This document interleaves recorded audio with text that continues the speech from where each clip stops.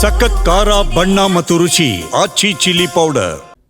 Drugs ವಿಚಾರದಲ್ಲಿ ಕಾನೂನು ಬಿಗಿ ಮಾಡಿದ್ದೀವಿ ಅಂತ ಹೇಳಿ ಸಿಎಂ ಸಿದ್ದರಾಮಯ್ಯ ಹೇಳಿಕೆ ಕೊಟ್ಟಿದ್ದಾರೆ.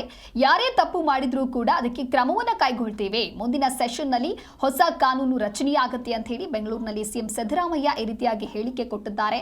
ಪೊಲೀಸ್ ಅಧಿಕಾರಿಗಳ ವಾರ್ಷಿಕ ಸಭೆಯಲ್ಲಿ ಭಾಗಿಯಾಗಿ ಡ್ರಗ್ಸ್ ವಿಚಾರದಲ್ಲಿ ಕಾನೂನನ್ನ ಬಿಗಿ ಮಾಡ್ತೇವೆ, ಡ್ರಗ್ಸ್ ವಿಚಾರದಲ್ಲಿ ಸ್ಟ್ರಿಕ್ಟ್ ಆಕ್ಷನ್ ಅನ್ನ ತೆಗೆದುಕೊಳ್ತೇವೆ, ಮುಂದಿನ ಸೆಷನ್ನಲ್ಲಿ ಹೊಸ ಕಾನೂನು ರಚನೆ ಆಗಲಿದೆ ಅಂತ ಹೇಳಿ ಸಿಎಂ ಸಿದ್ದರಾಮಯ್ಯ ತಿಳಿಸಿದ್ದಾರೆ.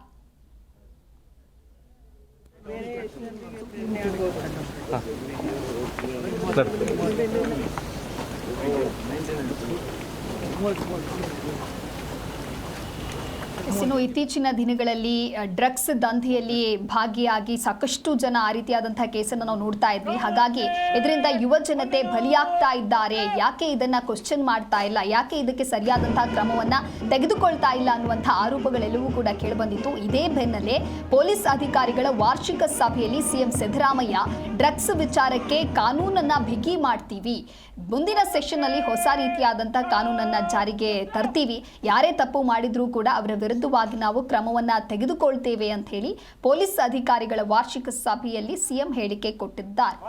ಗೌರಕ್ಷ ಕವಾಯತಿನಲ್ಲಿ ಒಬ್ಬ ಪದಾಧಿಕಾರಿ 52 ತರಕಾರಿ ಸಿಬ್ಬಂದಿಗಳು ಹಾಜರಿದ್ದು ಗೌರಕ್ಷ ಕವಾಯತು ತಮ್ಮ ಪರಿವೀಕ್ಷಣೆ ಸಿದ್ಧವಿದೆ.